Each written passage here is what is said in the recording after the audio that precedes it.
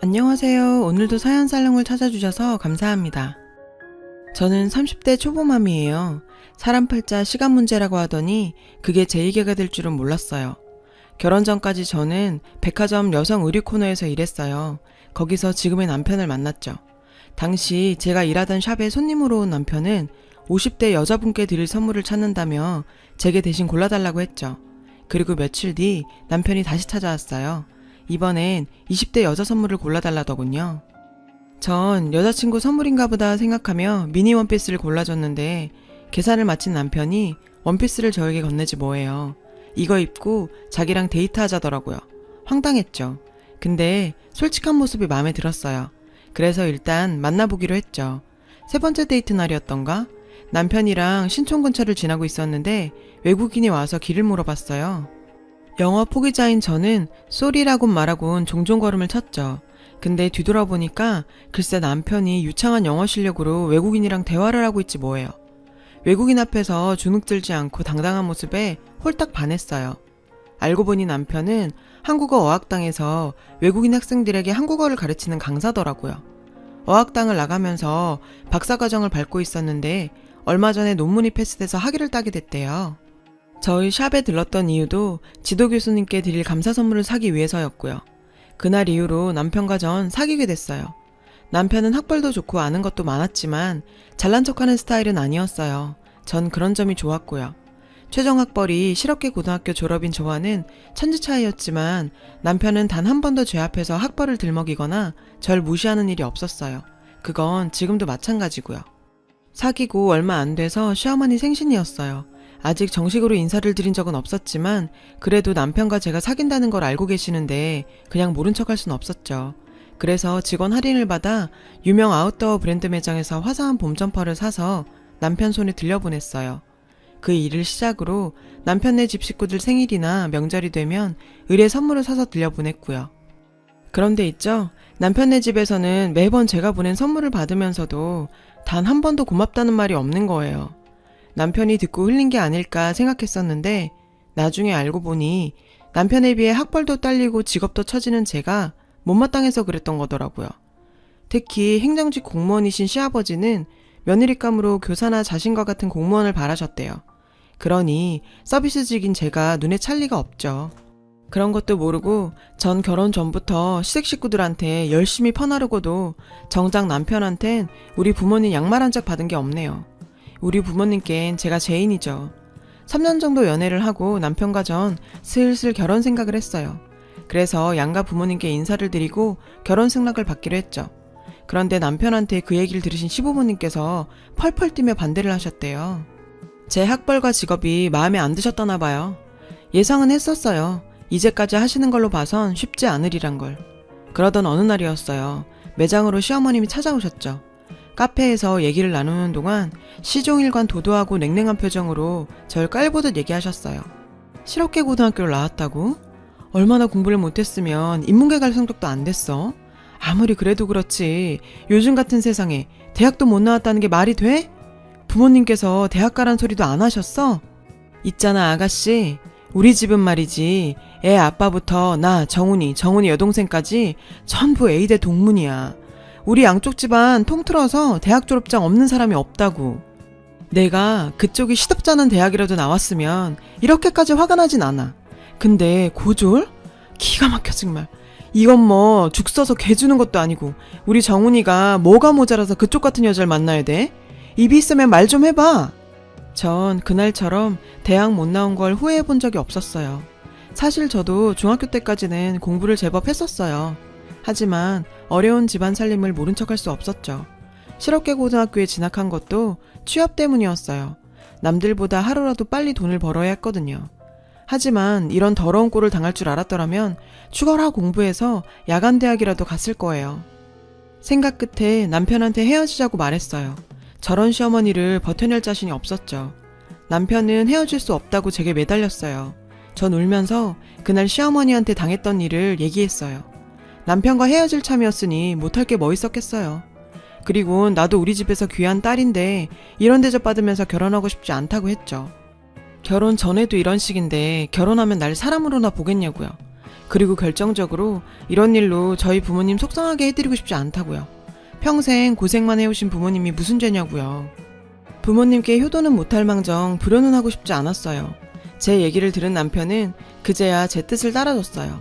그렇게 우리는 헤어졌습니다. 헤어지고 몇 주가 지났는데 그동안 주기가 일정한 편이던 생리가 2달째 반응이 없는 거예요. 첫 달은 그동안 신경을 많이 써서 그런가 보다 했는데 2달째 이어지니 덜컥 겁이 났어요. 그래서 테스터기를 사다가 검사를 했습니다. 2줄이 나오더라고요. 임신이었죠. 병원에 가보니 10주 차라고 했어요. 막막했어요. 어떻게 해야 할지 몰라서 병원 로비에 한참을 앉아 있었어요. 수술을 해야 하나, 남편한테 알려야 하나, 머릿속이 복잡했어요. 수술을 하면 다음날 바로 출근할 수 있을까? 중절 수술을 했다가 나중에 임신을 못하게 되면 어쩌지? 짧은 시간 동안 5만 가지 생각을 다 했어요. 그러다 할 수 없이 남편한테 전화를 걸었죠. 제 얘기를 들은 남편은 차라리 잘 됐다며 결혼을 강행하자고 하더군요. 전 시어머니께 책 잡힐 일만 하나 더 는 셈이었죠. 그래도 당시엔 모른 척 않고 기뻐하며 결혼하자고 말해준 남편이 너무 고마워서 이런 남편이 곁에 있으니 시집살이도 이겨낼 수 있을 것 같았어요. 그랬는데 어머 세상에, 어떻게 몸뚱이를 함부로 굴렸길래 결혼도 안 한 처녀가 임신을 해? 솔직히 말해, 우리 애 발목 잡으려고 일부러 애 가진 거지. 그게 우리 오빠애라는 보장이 어딨어. 막말로 딴 남자랑 사이에서 생긴 건지 알게 뭐야. 저기요, 그 애 정말 우리 오빠애 맞아요? 매장으로 시어머니와 시누이가 쌍으로 찾아와선 제 속을 뒤집어 놨어요. 저를 세상에 둘 다 없는 막 굴려먹은 여자 취급하면서요. 지금도 그때 일만 생각하면 주먹이 바들바들 떨려요. 생각 같아선 애는 내 힘으로 혼자 키울 테니까 둘 다 꺼지라고 말하고 싶었죠. 하지만 그럴 용기가 안 났어요. 미혼모로 산다는 게 쉬운 일은 아니니까요.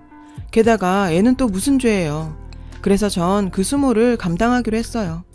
시어머니와 시누이는 그 후로도 몇 번을 더 찾아와 절 괴롭혔지만 제가 거기에 휘말리지 않자 지쳤는지 더 이상 오지 않더라고요. 결국 양가 부모님들은 부랴부랴 상견례 자리를 마련했고 말도 많고 탈도 많았지만 결국 우리는 결혼할 수 있었죠. 그런데 문제가 생겼어요. 남편은 신혼집 마련에 부모님께 도움을 좀 받으려 했던 모양인데 잘 안 됐나 봐요. 자기야, 사실은 내가 모아둔 돈이 얼마 안 돼서 우리 집에 들어가 살아야 할 것 같아. 미안하지만 몇 년만 참아주라. 응? 하긴 어학당 강사 생활에서 번 돈은 석사에 박사까지 버는 족족 꼬라박았을 텐데 돈이 어딨겠어요. 저라도 돈이 있으면 모를까. 할 수 없이 전세 보증금이라도 모을 때까지 시집살이를 하기로 했죠. 신혼여행에서 돌아와 시집에 처음 발을 들이던 그날 저는 알았어요. 여긴 내가 있을 곳이 아니란 걸 말이죠. 절 눈에 가시로 생각하는 시어머니와 시누이 때문만은 아니에요. 결혼 전엔 그 2사람만 잘 피하면 될 줄 알았어요. 그런데 막상 결혼해보니 복병은 따로 있었어요. 시아버지였죠. 3급 행정직 공무원이신 시아버지는 보수적이고 권위적이신 분이었어요. 안 그래도 며느리감으로 절 탐탁치 않아 하셨던 시아버지는 저와 눈도 마주치지 않으셨어요. 저를 부르실 때도 며느리나 새아가라고 불러주신 적이 없고요. 늘 어머님이나 아가씨, 남편을 통해 걔, 그애라고 부르셨죠. 그렇다고 대놓고 구박하신 것도 아니에요. 그냥 전 아버님 앞에선 투명한 인간이었어요. 결혼해서 보니 시누이는 시아버지 강요에 못 이겨 공무원 시험 준비를 하고 있더라고요. 그게 벌써 7년째래요. 아가씨는 딱 봐도 놀기 좋아하는 날라리 스타일이지 공무원 타입은 절대 아닌데 아버지 등살에 팔자에 없는 공부를 하려니 될 리가 없죠. 딱 보니 아버지 눈 속여 용돈 받아가며 공시생으로 살다가 때 되면 시집이나 갈 요량인 것 같았어요. 시어머니는 그런 딸의 속셈을 알면서도 눈 감아주는 것 같았고요. 전 임신 5개월을 넘어서자 부쩍 배가 나오기 시작했어요. 직장에 폐를 끼치는 것 같아 하는 수 없이 퇴사를 했어요. 일을 그만두자 시어머니는 기다렸다는 듯 절 도우미 부리듯 하셨어요. 작정한 듯 그동안 번거로워서 손 안 대고 있던 일들을 바리바리 꺼내선 제 앞에 내미셨죠. 임산부가 너무 몸을 안 움직여도 애 낳을 때 힘들다나요? 임신 7개월이 넘어서자 부쩍 몸이 무겁고 빈혈이 심해졌어요. 그러던 어느 날이었어요. 시누이가 전단지 한 장을 내밀더라고요. 마트 전단지였어요. 여기 사람 구하는 거 알아요? 집에서도 가깝고 파트타임도 가능하대요. 빤빤히 놀지 말고 여기라도 나가봐요. 언니가 학벌이 있기래 기술이 있기래 이런 거라도 해야지. 글쎄 저더러 일을 나가라는 거예요. 배 나온 만삭 임산부한테요. 자긴 이날 이때까지 제 손으로 10원짜리 한 장 벌어본 적 없으면서요. 근데 시어머님은 한술 더 뜨더라고요. 그럼 집안일은? 얘 나가면 집안일은 누가 해? 그러지 말고 집에서 하는 일 찾아봐라. 요즘 재택근무도 많이들 하던데. 그날 이후로 시누이랑 시어머니는 절 볼 때마다 취직 타령을 해댔어요. 생각 같아선 당장이라도 일하러 나가고 싶은 심정이었죠. 근데 제가 하는 일은 직업 특성상 사이즈가 크면 직원 채용을 안 해주거든요. 55 사이즈가 마지노선인데 지금 제 사이즈는 77이라서 이 상태로는 받아주는 데가 없을 게 뻔했죠. 남편은 제가 이런 고민을 하는지도 모르고 이번 참에 일 그만두고 태교에 힘쓰라더군요. 호랑이 속을에 절 던져놓곤 속 편한 소리를 하는데 하마터면 울음이 터질 뻔했어요. 그러던 어느 날이었어요. 남편은 어학당에서 학생들을 데리고 안동으로 답사를 간다며 아침 일찍 집을 나섰죠. 그날따라 몸이 무겁고 빈혈이 심했던 전 침대 위에서 한참을 내려오지 못했어요. 그때 시어머니께서 방으로 들어오시더니 저녁 때 아버님 손님 오실 거니까 음식 준비하기 시장 좀 봐오라시는 거예요. 전 오늘따라 몸이 무거워서 시장 보는 건 힘들 것 같다고 말씀드렸죠. 그랬더니 주방에서 그 소리를 들은 아가씨가 득달같이 달려와선 자기 엄마한테 말대꾸했다고 저한테 욕을 퍼붓지 뭐예요. 전 배를 감싸지고 애 들으니까 말씀 가려 하시라고 했어요. 그랬더니 가짜는 게 꼴에 임신했다고 엄마 노릇은 하려 든다고 제 이마를 툭툭 치는 거예요. 전 반사적으로 그 손을 뿌리쳤죠. 그랬더니 제가 자기를 쳤다며 길길이 날뛰면서 발광을 하는 거예요. 거기에 시어머니까지 합세해서 살다 이제 며느리 시집살이까지 하게 됐다고 신세 한탄까지 하시는데 안 그래도 상태가 안 좋았던 전 호흡곤란을 느끼면서 그대로 혼절했어요. 깨어나 보니 병원이더군요. 희미한 정신너머로 시어머니와 시누이의 대화가 들렸어요. 오빠한테 뭐라 그러지? 아 미친, 우리가 뭘 했다고 쓰러져. 세게 치지도 않았어. 손가락으로 톡 건드린 거지. 시끄러, 남이 들을라. 그나저나 저녁 때 네 아버지 손님들 오실 텐데 어쩌니? 일할 사람도 없고. 안 되겠다. 넌 여기 있어. 난 가서 도우미라도 불러서 음식 준비 좀 해야겠다. 싫어. 오빠하고 놀 텐데 나보고 독박 쓰라고? 몰라. 나도 갈래. 기가 차더군요. 사람이, 그것도 만삭 며느리가 혼절을 했는데 그 와중에도 자기들 살궁리만 하더라고요. 그때 결심했어요. 정말 이 집을 나가야겠다고 말이에요. 시어머니와 시누이는 제가 깨어난 걸 확인하곤 도망치듯 병원을 빠져나갔어요. 뒤늦게 병원에 도착한 남편은 의사 선생님한테 불려갔어요. 산모가 이 지경이 되도록 뭘 했냐고 하시며 하마터면 애가 잘못될 뻔했다고 그러시더래요. 일단은 영양 섭취를 하면서 심신안정을 취하는 게 최우선이라고요. 남편은 말없이 제 손을 꼭 잡아줬어요. 전 남편을 보자 참았던 서름이 폭발했죠. 그래서 지금까지 있었던 모든 일들 다 털어놨어요. 제 얘기를 들은 남편은 얼굴이 벌겋게 달아올랐어요. 당장이라도 달려가 시어머니와 시누이한테 한바탕 할기세였죠. 전 말렸어요. 남편이 그렇게 화가 난 모습은 처음이라 겁이 나기도 했고 지금 보냈다간 뭔 일을 저질 것 같았거든요. 그날 이후 남편과 전 분가를 했어요. 가진 돈이 얼마 안 돼서 반지하 단칸방 살이를 시작하게 됐지만 마음만큼은 편했어요. 그리고 얼마 뒤 딸아이가 태어났죠. 하지만 남편도 저도 시집에는 연락을 하지 않았어요. 아이가 태어나고 아무래도 남편 혼자 버리로는 생활이 힘들어서 전 일을 찾아 나섰어요. 다행히도 아이는 친정엄마가 봐주신다고 했죠. 근데 자리가 없더라고요. 그러던 중에 전에 같이 일을 했던 언니를 통해 글로벌 셀러에 대한 이야기를 들었어요. 우리나라 사람들이 해외 직구를 하는 것처럼 외국에서도 우리나라 물건을 직구로 구매하는데 수요가 많아서 잘만 하면 꽤 목돈을 벌 수 있다더라고요. 힘들게 뛰어다닐 필요도 없고 집안에서 할 수 있는 일이라서 자기도 애 키우면서 하고 있다고요. 솔깃했어요. 아무래도 외국인들을 상대로 물건을 파는 거라서 문제라면 영어가 문제인데 그거야 남편한테 부탁하면 될 것도 같고 그래서 한번 해보기로 했죠. 무식하면 용감하다고 제가 딱 그 짝이었어요. 일단 이베이랑 아마존에 회원가입을 해서 사람들은 뭘 파는지 시장조사부터 했어요. 자신이 쓰던 사소한 물건부터 어마어마한 가격의 물건까지 천차만별이더라고요. 그중 진짜 웃겼던 건 작동도 안 하는 고물 라디오를 팔겠다고 올린 경우인데요. 더 웃긴 건 근데도 그게 팔리더라고요. 남편이 그러는데 단종된 전자제품일 경우 부품 때문에 망가진 제품도 팔린다고 하더라고요. 그래서 전 일단 저한테 많지만 필요 없는 물건들을 팔기로 결정했어요. 출산을 하고 지인들한테 받은 선물 중에 같은 제품이 여러 개 들어와 처치곤란인 제품과 아직 내 아이가 쓰기엔 너무 큰 제품들 순으로 골라봤어요. 그리고 남편 도움을 받아서 제품 등록을 하고 입질이 오기를 기다렸죠. 첫 달은 7개 올린 것 중에 4개가 팔렸어요. 하나 둘 팔려나가니 재미도 있고 얼마 안 되지만 수익금을 받고 보니 욕심도 나더라고요. 몇 개씩 팔리다 보니 사이트 측에서 게시할 수 있는 수량도 늘려주더라고요. 그래서 가지고 있는 제품들 외에 사입을 하기 시작했어요. 배송료를 생각해서 제품은 가급적 500g 이내의 가벼운 것들로 골랐고요. 제가 생활하면서 정말 필요하다고 생각했던 것들을 위주로 골랐어요. 그렇게 골라보니 주로 육아에 관한 것들이 많더라고요.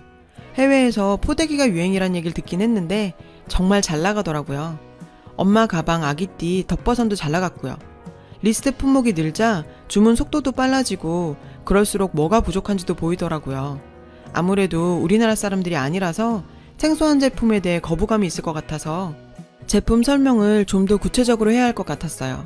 사진 자료와 상세 설명을 더 덧붙였더니 매출이 껑충 뛰어올랐어요.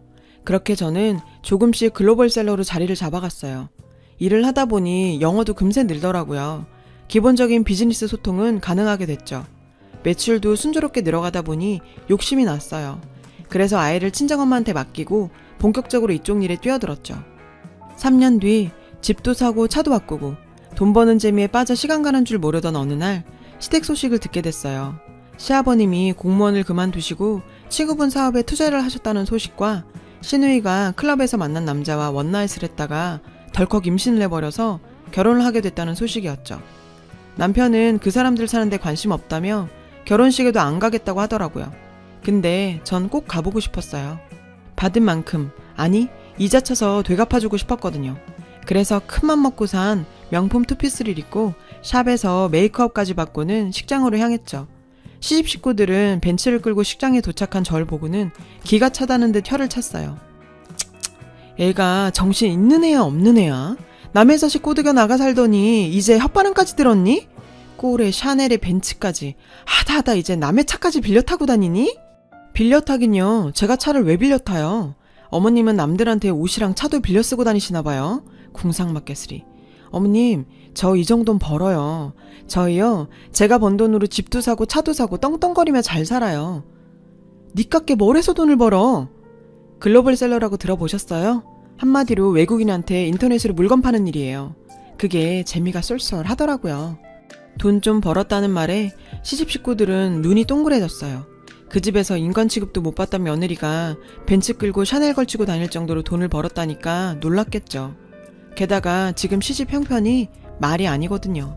시아버진 공무원 그만두고 퇴직금까지 다 털어서 지인 사업체에 투자했는데 알고 보니 글쎄 그게 다단계였다지 뭐예요.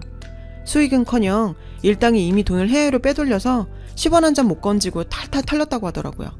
거기다 시어머니랑 시누이가 집을 담보로 빌린 돈으로 카페를 차렸다가 홀라당 말아먹고 사채까지 끌어 쓰다가 결국 집도 절도 없는 신세가 됐다나 봐요. 그나마 아가씨는 애를 빌미로 빚잔치 중인 친정을 떠나 결혼을 하게 된 거고요. 예 아가, 너 형편이 나아졌다니 다행이구나. 그래, 지금 사는 곳은 어디니? 놀랐어요. 아버님이 처음으로 절 아가라고 불러주셨거든요. 근데 하나도 기쁘지 않았어요. 그 속이 훤히 보였으니까요. 적어도 저한테 궁금한 게 있다면 그건 어디 사는지가 아닌 출산은 잘 했는지, 아이는 딸인지 아들인지 그거여야 하는 거 아닌가요? 한남동에 살고 있어요. 56평 아파트에서요. 그래? 거긴 방이 몇 개니? 못해도 서너 개는 되겠지? 어머머 잘됐다 얘. 여보, 우리가 죽으란 법은 없나 봐요. 어머님은 죽다 살아난 사람처럼 좋아하셨어요. 아가, 내 이런 자리에서 할 말은 아니다마는 우리 내외에 너희 집에서 함께 살면 안 되겠니? 정은이도 시집 가고 우리 내외가 적적해서 말이야. 아, 이 집 사람들의 뻔뻔함은 끝이 없네요. 적적해서 같이 살겠답니다. 끝까지 자존심은 세우고 싶었나 보죠? 자기들이 저한테 어떻게 했는데. 아버님, 그건 안 되겠네요. 제가 일이 바빠서 저 대신 애 봐주러 친정어머니께서 와 계시거든요. 에? 맞다. 너 임신 중이었지? 애라면 내가 보면 되잖니. 그래, 아들이니 딸이니? 일찍도 물어보시네요. 딸이에요. 근데요, 전 어머님께 제 딸 못 맡겨요. 어머님이 딸을 어떻게 키웠는지 다 아는데 어떻게 제 딸을 맡겨요? 그럼 아가, 우리 내외 들어가 살 집이라도 하나 구해주면 안 되겠니? 크지 않아도 된다. 2사람 먹고 살 정도면 돼. 아버님, 그걸 왜 제가 해드려야 하죠? 아버님도 저희 살 집 안 해주셨잖아요. 기브앤테이크 모르세요? 제가 아버님께 사람이긴 했어요? 자신들 뜻대로 제가 움직여주질 않자 시어머니는 눈물 작전을 쓰더라고요. 예, 애미가 이렇게 빈다. 우리가 정말 갈 곳이 없어서 그래. 이 결혼 치르는데 있는 돈 없는 돈 탈탈 털었고 이번에 축의금 나오는 걸로 월세 방 구해야 할 판이야. 그러니 내가 좀 도와다오. 응? 결국 내외가 저에게 매달려 사정을 했어요. 하지만 제 마음은 꿈쩍도 안 했죠. 너무 사무치게 당해서 그런가 봐요. 그랬더니 엄마 아빠 그만해. 뭐 이런 거한테 구질구질하게 빌고 그래. 자기가 돈 좀 벌었다고 뭐라도 된 줄 아는 모양인데 웃기지 마. 고작 옷가게 점원이라던 주제에. 그게 어때서요? 평생 부모 등골 빼먹으면서 놀고 먹던 만년백수 아가씨보다 나은데요? 뭐요? 언니 미쳤어요? 미칠 뻔했죠. 그런 집구석에서 살면서 안 미친 게 용하죠. 근데요, 다른 건 몰라도 그 집에 있으면서 딱 한 가지는 확실히 배웠어요. 가방끈 길다고 인성까지 보장되는 건 아니라는 거요. 어머님, 툭하면 학벌 타령하셨죠? 제가 못 배웠다고 당신들 발톱에 낀 때만큼도 생각 안 하셨죠? 근데 보니까 그 학벌 별거 아니더라고요. 저요, 요즘 어머님이 그렇게 자랑하시던 애대학 나온 직원들 부리며 살거든요. 직원들 월급 줄 때마다 어머님 생각해요. 그리고 아가씨, 뱃속에 애 누구예요? 결혼하려는 남자애 맞아요? 내가 아가씨 성생활을 익히 알다 보니 노파심이 생겨서 말이에요. 괜히 속이고 결혼했다가 나중에 뽀록 나면 그 집에서 쫓겨나는 건 시간 문제잖아요. 이 무식한 년이 어디서 까불고 지랄이야. 엄마, 쟤 내쫓아. 당장 내쫓아. 지랄? 좋은 날 어디 한번 머리 풀고 본격적으로 지랄해 볼까요? 저요, 그 집에서 눈 감고 귀 막고 산 거 아니거든요? 나 뚜껑 열리면 이 결혼 조용히 안 끝나요? 그리고 끝으로 경고하는데요. 앞으로 저한테 함부로 하지 마세요. 한 번만 더 저한테 예전처럼 다 했다간 아가씨 결혼 생활은커녕 평생 얼굴 못 들고 살게 해줄 테니까요. 제 말 못 믿겠으면 어디 한번 해보세요. 내가 빡 돌면 어떻게 되는지 잘 보게 되실 테니까. 아참, 기왕 왔으니까 밥은 먹고 갈게요. 누구처럼 공짜 좋아하고 그런 사람 아닌 거 아시죠? 이건 밥값이라고 생각하세요. 전 10만원짜리 수표를 시어머니 한복 가슴팍에 찔러주곤 신부 대기실을 나왔어요. 그동안 참았던 울분을 쏟아붓고 나니 정말 시원했죠. 그 후로 시아버지와 시어머니는 남편에게 번갈아 전화를 걸어 돈 좀 빌려달라고 사정을 하셨어요. 하지만 남편은 단호하게 거절을 했죠. 저요, 앞으로 참지 않을 거예요. 저런 사람들한테는 참는 게 미덕이 아니라 참는 게 호구라는 걸 알아버렸거든요. 지금까지 제 사연을 들어주셔서 감사합니다. 여러분, 사연 댓글에 응원과 현명한 조언 부탁드려요. 좋아요와 구독은 저에게 큰 힘이 됩니다. 오늘도 좋은 일 가득하세요.